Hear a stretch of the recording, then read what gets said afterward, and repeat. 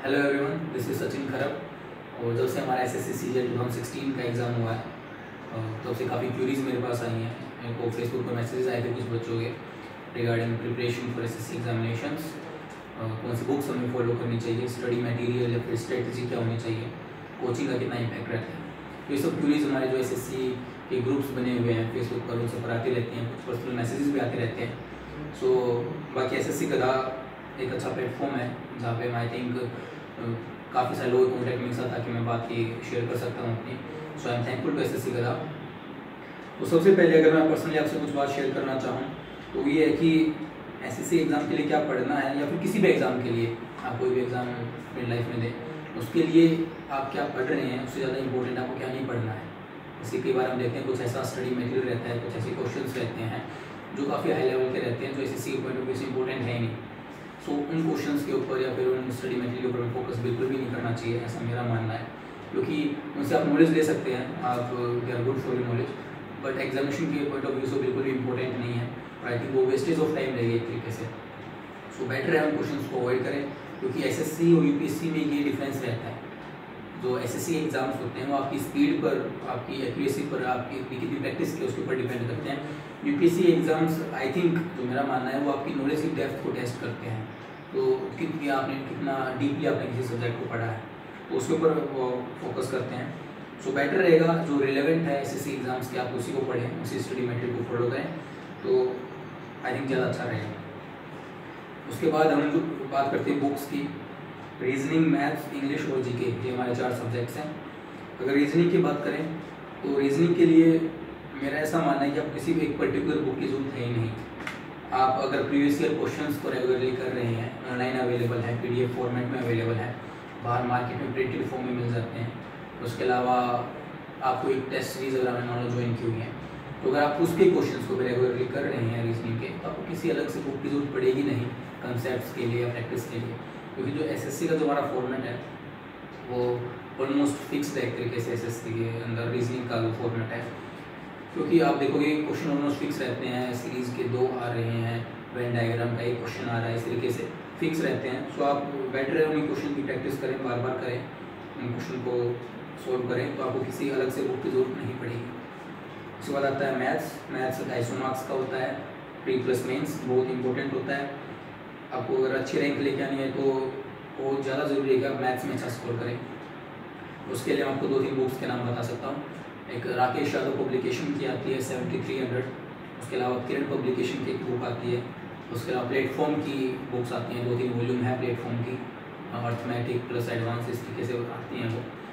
सो आप इन 3 बुक्स को फॉलो कर सकते हैं, और ज़रूरी नहीं आप इन तीनों को ही फॉलो करें। आपको कोई और अच्छी बुक लगती है तो उसको फॉलो कर सकते हैं, बट ये 3 मैंने इसलिए कहा क्योंकि इनका फोकस जो है मेनली वो एसएससी के प्रीवियस ईयर क्वेश्चंस पर रहता है। आप इन बुक्स वगैरह उठा के देखेंगे तो उसके अंदर सिर्फ क्वेश्चंस दिए हुए हैं, और वो क्वेश्चंस दिए हुए हैं जो प्रीवियस ईयर्स में आए हुए हैं एसएससी के।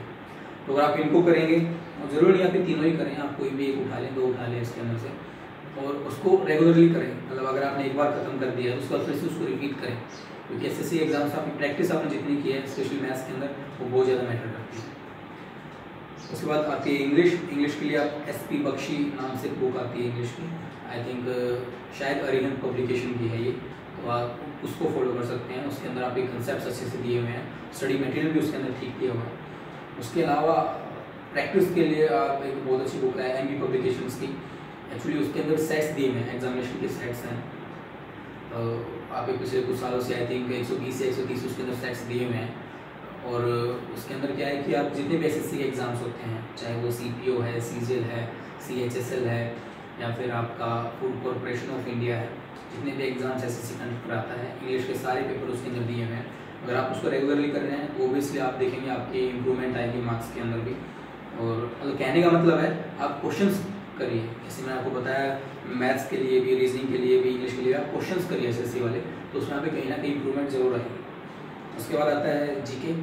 जीके एक ऐसा सब्जेक्ट है जहाँ पे काफ़ी सारे बच्चों को, या फिर कहीं कि ऑलमोस्ट हर किसी को दिक्कत रहती है, क्योंकि जो एसएससी का जो पैटर्न है जीके का, वो फैक्ट्स बेस्ड क्वेश्चंस का ज़्यादा है। तो जितनी ज़्यादा फैक्ट्स याद कर सकते हैं वो आपके लिए बेनिफिशियल होगा। उसके अलावा अगर मैं आपको बताऊँ तो आप करंट अफेयर्स के लिए प्रिपेयर कर सकते हैं, क्योंकि 2-3 क्वेश्चन कहीं ना कहीं निकल आते हैं करंट अफेयर्स के। तो उनके लिए आप कोई न्यूज़पेपर एक फॉलो कर सकते हैं अच्छा सा रेगुलर, और अगर आपके पास टाइम है तो आप कोई अच्छी सी मैगजीन पिछले कुछ महीने की यूज़ कर सकते हैं, प्रतियोगिता दर्पण या प्रतियोगिता किरण, या फिर एक पतली सी छोटी सी मैगजीन आती है न्यूज़ एंड इवेंट्स नाम से आई थिंक, तो आप उसको फॉलो कर सकते हैं पिछले कुछ महीने की। तो आप कहीं ना कहीं एक दो क्वेश्चन आप निकाल सकते हैं इस तरीके से करंट अफेयर्स के।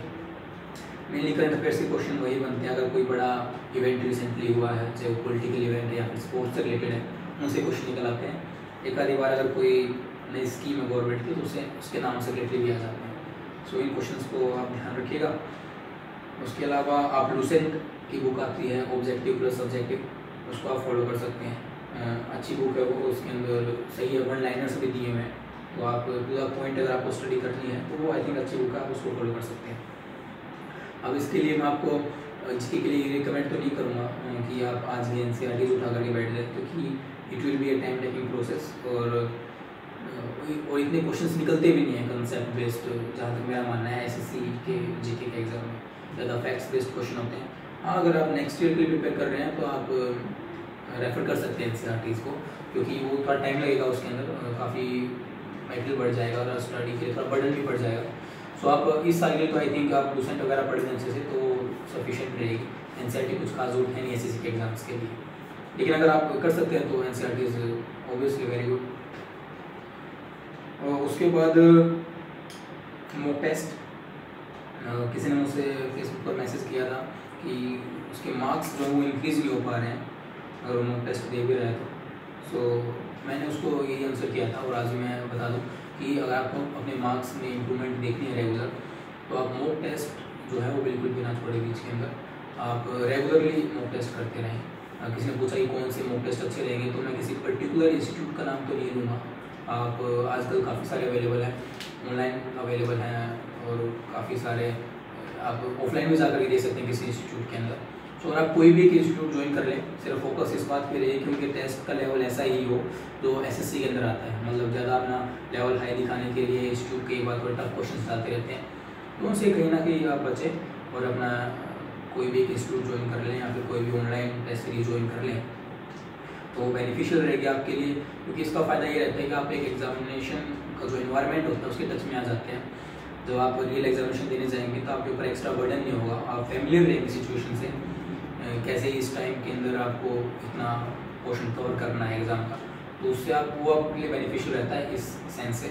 और जब आप प्रेशर में क्वेश्चन सोल्व करना सीख जाते हैं तो कहीं ना कहीं आपकी मिस्टेक्स भी दूर हो जाती हैं, जो हम कैलकुलेटिव मिस्टेक्स करते रहते हैं मैथ्स के अंदर, वो ज़्यादातर इसलिए होती है क्योंकि हमारे पास टाइम कम होता है। अगर आप जब प्रैक्टिस कर रहे हैं मॉक टेस्ट की तो आपकी वो मिस्टेक्स दूर हो जाती हैं फ्री। सो कोई एक पर्टिकुलर नहीं है लेकिन मॉक टेस्ट, लेकिन जो भी ज्वाइन करें उसमें रेगुलर रहे। आप चाहे वीक में एक टेस्ट दे रहे हैं, पूरे हफ्ते के अंदर एक दे रहे हैं, तो वो भी इनफ है, लेकिन आप उसको अच्छे से करें, उसको एनालाइज करें एक बार देने के बाद कि आपने कौन से क्वेश्चन अटैम्प्ट किए हैं और कौन से आपने और अच्छे से कर सकते थे, या फिर जो नहीं किए उनमें किसी वजह से नहीं हो पाया। आप देखेंगे अगर आप कुछ देंगे रेगुलरली तो आपकी कहीं ना कहीं मार्क्स में इम्प्रूवमेंट आएगी, और सेकेंडली आपका कॉन्फिडेंस भी इससे थोड़ा बढ़ेगा। जो आप एग्ज़ाम देने जाएंगे तो उसमें आपको फ़र्क दिखाई देगा फेस बात। उसके बाद सबसे लास्ट में, और आई थिंक जो मेरे हिसाब से सबसे इम्पोर्टेंट है, वो है मोटिवेशन। आप मोटिवेटेड रहिए और पॉजिटिव रहिए अगर आपको एग्जामिनेशन की प्रिपरेशन करनी है, क्योंकि कॉम्पिटिटिव एग्ज़ाम्स हैं, टफ कंपटीशन रहता है, कई बार अनफॉर्चुनेटली आप नहीं निकाल पाते हैं। 0.25 से भी बच्चे मैंने देखा रह जाते हैं, 0.5 से भी रह जाते हैं।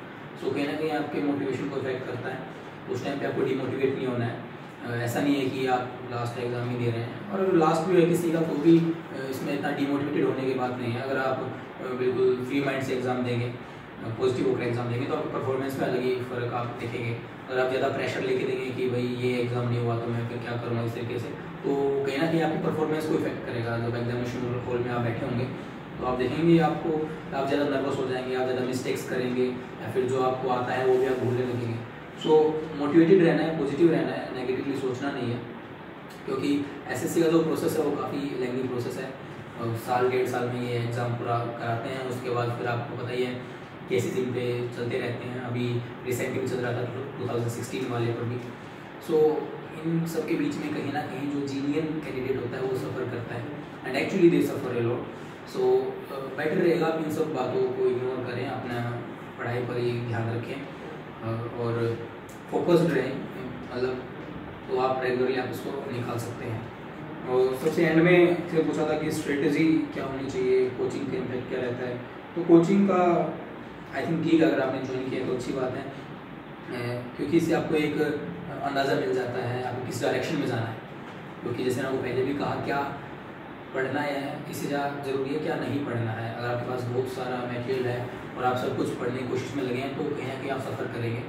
तो आपको एक डायरेक्शन मिल जाती है, आपको इस डायरेक्शन में जाना है, ये पढ़ना है। सो उससे रिलेटेड सब्जेक्ट जो है, उससे रिलेटेड जो मटेरियल है वही पढ़े और फोकस रहे अपना। बाकी स्ट्रेटजी की जहाँ तक बात है तो ये हर पर्सन की अलग होती है, उसकी एबिलिटी, उसकी कैपेबिलिटी पे डिपेंड करता है कितने आप पढ़ने में कंफर्टेबल है। तो बाकी कुछ लोग कहते हैं जो जिनका एग्ज़ाम क्लियर हो जाता है कि मैं 8 घंटे पढ़ता था, 10 घंटे पढ़ता था। सो ऐसा कुछ नहीं है, आप इतना पढ़ के एग्ज़ाम निकालोगे।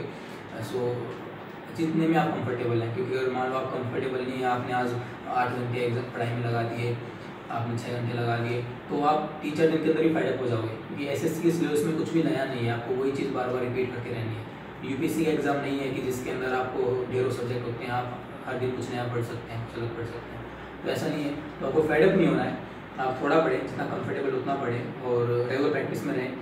बर्डन ना लें किसी भी चीज़ का, प्रेशर के अंदर आकर प्रिपरेशन ना करें, अपना हैप्पीली करें, एंटरटेनमेंट अपना करते रहें। सो उसके अकॉर्डिंग अगर प्रिपरेशन करेंगे तो आपके अच्छा बिल्कुल एग्ज़ाम जाएगा और अच्छा रिजल्ट आएगा।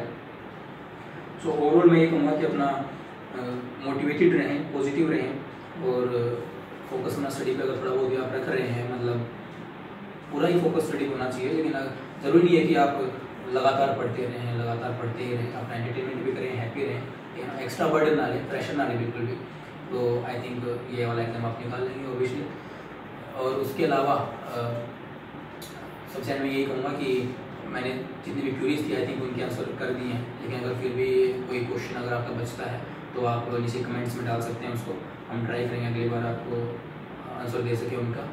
और उसके अलावा हो सकता है हम लाइव सेशन भी करें स्पेशली फॉर जीके, तो उसके लिए आप क्वेश्चन डाल सकते हैं जो आपको ठीक लगता है, जो आपको क्वेश्चन पूछने हैं। आप फेसबुक पर भी मुझे मैसेज कर सकते हैं। तो इन सब बातों को ध्यान में रखें and all the best for your examination. Believe in your self, you can do it.